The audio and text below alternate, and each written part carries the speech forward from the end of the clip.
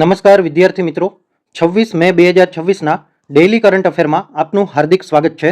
તો મિત્રો છેલ્લે સુધી જોડાયેલા રહેજો જેથી કરીને એક પણ અગત્યનો ટોપિક તમારાથી મિસ ન થઈ જાય.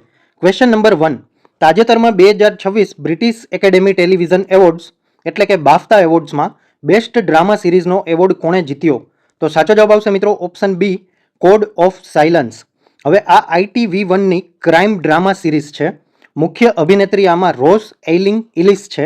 વાર્તામાં એક બહેરી મહિલા પોતાની લિપ રીડિંગ સ્કિલ વડે પોલીસને મદદ કરે છે. તો આટલું યાદ રાખજો.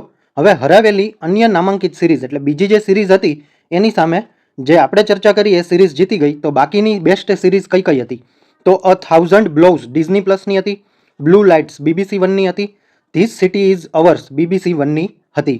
હવે નેટફ્લિક્સની એડોલેસ્કેન્સ સમગ્ર સમારંભમાં સૌથી વધુ 4 એવોર્ડ જીતનાર સિરીઝ બની ગઈ છે. હવે તાજેતરમાં ભારતીય સેનાએ ULPGM અને અગ્નિકા VTOL-1 કામિકાઝે ડ્રોન કોની પાસેથી ખરીદ્યા? તો સાચો જવાબ આવશે મિત્રો ઓપ્શન સી, અદાણી ડિફેન્સ. તો ખરીદી ઇમરજન્સી પ્રિક્યોરમેન્ટ્સ EP6 હેઠળ કરવામાં આવી હતી. સિસ્ટમ સીધી પશ્ચિમ કમાન્ડને સોંપાઈ છે. હવે ULPGનું વિકાસ defence research and development organisation સાથે મળીને થયું હતું. હવે ULPGMની વિશેષતાની વાત કરીએ તો UAV લોન્ચ્ડ પ્રિસિસિયસ ગાઇડેડ મ્યુનિશન 2 કિલોગ્રામનું વોરહેડ ધરાવે છે અને 1 મીટર સુધીની ચોકસાઈ ધરાવે છે. હવે ઇલેક્ટ્રોનિક વોરફેર વિસ્તારમાં પણ કાર્યક્ષમ કરવામાં આવશે. હવે અગ્નિકા VTOL-1ની વિશેષતાની વાત કરીએ તો ભારતનું પ્રથમ FPV કામિકાઝે ડ્રોન છે અને વર્ટિકલ ટેકઓફ અને લેન્ડિંગ VTOL ક્ષમતા ધરાવે છે. મહત્તમ ઝડપ 60 કિલોમીટર પ્રતિ કલાકની છે. GPS વગરના વિસ્તારમાં પણ કાર્ય કરી શકે છે. હવે ક્વેશ્ચન નંબર 3. તાજેતરમાં સરકારી શાળાઓના શિક્ષકો અને કર્મચારીઓની હાજરી નોંધવા માટે કાર્તવ્ય કામ્સ એપ કોણે લોન્ચ કરી? તો સાચો જવાબ આવશે મિત્રો ઓપ્શન બી, કર્ણાટક. તો આપણે એની વિગતે ચર્ચા કરીશું. હવે department of school education and literacy દ્વારા કર્તવ્ય કામ્સ એપ શરૂ કરવામાં આવી. હવે કામ્સનું પૂર્ણ નામ શું છે? તો કે Karnataka advanced attendance management system. એપનું વિકાસ કાર્ય સેન્ટર ફોર ગવર્નન્સ દ્વારા કરવામાં આવ્યું છે. હવે AI, facial recognition, GIS, GEO fencing આધારિત સિસ્ટમ પર કાર્ય કરે છે. રોજ 2 વખત હાજરી ફરજિયાત થશે, ઇન ટાઈમ અને આઉટ ટાઈમ દરમિયાન. હાજરી માટે વર્કપ્લેસ વિસ્તારમાં સેલ્ફી પણ અપલોડ કરવી પડશે. 2026-27 શૈક્ષણિક વર્ષથી અમલમાં આવશે અને HRMS અને SATS સિસ્ટમ સાથે જોડાણ કરવામાં આવ્યું છે. હવે ક્વેશ્ચન નંબર 4. તાજેતરમાં કેન્દ્રીય શિક્ષણ મંત્રી ધર્મેન્દ્ર પ્રધાને ભીમ મંડલી ઇકો હેરિટેજ સાઇટનું ઉદ્ઘાટન કર્યું. આ ઇકો હેરિટેજ સાઇટ કયા રાજ્ય સાથે સંબંધિત છે? તો સાચો જવાબ આવશે મિત્રો ઓપ્શન સી, ઓડિશા. તો આપણે એના વિશે વિગતે ચર્ચા કરીશું. હવે સ્થાનની વાત કરીએ તો સંબલપુર જિલ્લાના નાક્ટીડ્યુઅલ ફોરેસ્ટ રેન્જમાં આવેલું છે. કેન્દ્ર સરકારે વિકાસ માટે 8.30 કરોડથી વધારે મંજૂર કર્યા છે. અહીં 10,000 થી 20,000 વર્ષ જૂની શિલાચિત્રો અને શિલાલેખો મળ્યા છે. સ્થળ પ્રાચીન પાષાણ યુગથી નિયોલિથિક સમય સુધીના માનવ વસવાટના પુરાવા પણ દર્શાવે છે. હવે સ્થળનો સંબંધ મહાભારતના ભીમા અને પાંડવો સાથે માનવામાં આવે છે. અહીં ભગવાન શિવ અને માતા પાર્વતીની ગુપ્તેશ્વર સ્વરૂપે પૂજા પણ કરવામાં આવે છે. હવે ક્વેશ્ચન નંબર 5. તાજેતરમાં મફત ફૂડ કીટ વિતરણ વહેંચવા માટે મેરી રસોઈ યોજના કોણે શરૂ કરી? તો સાચો જવાબ આવશે મિત્રો ઓપ્શન બી, પંજાબ. હવે યોજના પંજાબના આર્થિક રીતે નબળા લગભગ 40 લાખ પરિવારો માટે છે. બ્લુ કાર્ડ ધારકોને દર 3 મહિને મફત રાશન કીટ આપવામાં આવશે. યોજના માટે અંદાજિત 950 કરોડ ફાળવવામાં આવ્યા છે. હવે આ કીટમાં શું શું આપવામાં આવશે? તો 2 કિલોગ્રામ મગ ચણા દાળ, 2 કિલોગ્રામ ખાંડ, 1 લીટર સરસવ તેલ, 1 કિલોગ્રામ આયોડાઇઝ્ડ મીઠું અને 200 ગ્રામ હળદર પાવડર પણ આપવામાં આવશે. હવે Punjab state cooperative supply and marketing federation limited દ્વારા ખરીદી અને પેકેજિંગ કરવામાં આવે છે. વિતરણની વાત કરીએ તો ફૂડ અને સિવિલ સપ્લાયઝ વિભાગ દ્વારા રાશન ડિપો મારફતે કરવામાં આવે છે. હવે ક્વેશ્ચન નંબર 6. તાજેતરમાં ચર્ચામાં રહેલો વેલી ફીવર નીચેનામાંથી કોની સાથે સંબંધિત છે? તો સાચો જવાબ આવશે મિત્રો option C, fungal infection, fungal સંક્રમણ.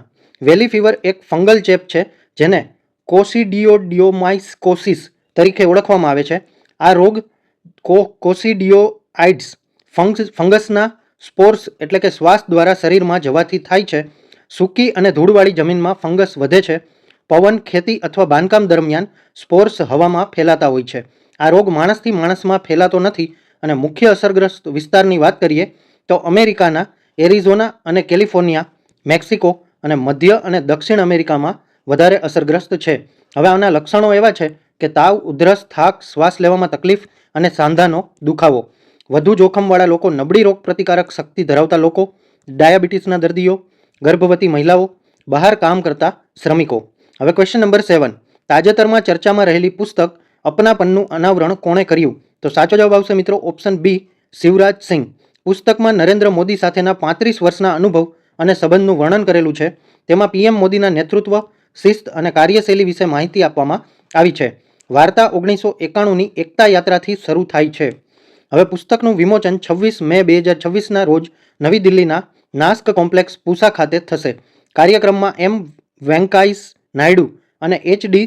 દેવે ગૌડા પણ હાજર રહેવાના છે. Question number 8. તાજેતરમાં યુરોપિયન T20 પ્રીમિયર લીગ EPLમાં ડબલિન ફ્રેન્ચાઇઝીના માલિક કોણ બન્યા? તો સાચો જવાબ આવશે મિત્રો ઓપ્શન સી, રાહુલ દ્રવિડ. ટીમનું નામ છે ડબલિન ગાર્ડિયન્સ. ટીમના કેપ્ટન છે રવિચંદ્રન અશ્વિન. આ રાહુલ દ્રવિડનું પ્રથમ ફ્રેન્ચાઇઝી ઓનરશિપ વેન્ચર માનવામાં આવે છે. હવે EPL યુરોપની પ્રથમ ICC મંજૂર multi country franchises T20 league છે. લીગને અભિષેક બચ્ચનનો સહયોગ પણ છે. પ્રથમ સિઝન 26 ઓગસ્ટથી 20 સપ્ટેમ્બર 2026 દરમિયાન યોજાશે. આમાં ભાગ લેનારી ટીમો ડબલિન, બેલ્ફાસ્ટ, ઇડેનબર્ગ, ગ્લાસગોવ, રોટરડમ અને આમ્સ્ટરડમ તરીકે છે. હવે ક્વેશ્ચન નંબર 9. તાજેતરમાં કેન્દ્રીય સંરક્ષણ રાજ્યમંત્રી સંજય સેઠે કમાન્ડ એન્ડ કવચની 3જી આવૃત્તિનું ઉદ્ઘાટન ક્યાં કર્યું? તો સાચો જવાબ આવશે મિત્રો ઓપ્શન બી, નવી દિલ્હી. તો આપણે એના વિશે વિગતે ચર્ચા કરીશું. હવે આની થીમ રાખવામાં આવી છે ટેકિંગ જય ફોરવર્ડ વિથ આઈ સ્ક્વેર. હવે JI નો અર્થ શું થાય છે? તો જોઈન્ટનેસ, આત્મનિર્ભરતા અને ઇનોવેશન. આઈ સ્ક્વેરનો અર્થ થાય છે ઇન્ડિજેનાઇઝેશન અને ઇન્ટરનેશનલ કોલેબોરેશન. હવે રક્ષા ક્ષેત્રમાં આત્મનિર્ભર ભારતને પ્રોત્સાહન આપવા માટે આધુનિક યુદ્ધ ટેકનોલોજી પર ચર્ચા કરવા માટે આનો મુખ્ય હેતુ રાખવામાં આવ્યો છે. અને જનરલ અનિલ ચૌહાણ હાજર રહેશે અને રાજનાથ સિંઘે વિડીયો સંદેશ દ્વારા સંબોધન કર્યું હતું. હવે મુખ્ય ચર્ચાના વિષયો AI આધારિત યુદ્ધ, ઓટોનોમસ સિસ્ટમ્સ, હાઇપરસોનિક ટેકનોલોજી અને ક્વોન્ટમ ઇનેબલ્ડ સિસ્ટમ મુખ્ય ચર્ચાના વિષયો હતા. Question number 10.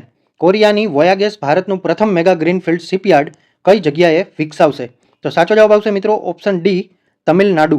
Project voyages framework હેઠળ વિકસિત થશે. આ ભારત અને દક્ષિણ કોરિયા વચ્ચેના સમુદ્રી સહકારનું ઉદાહરણ છે.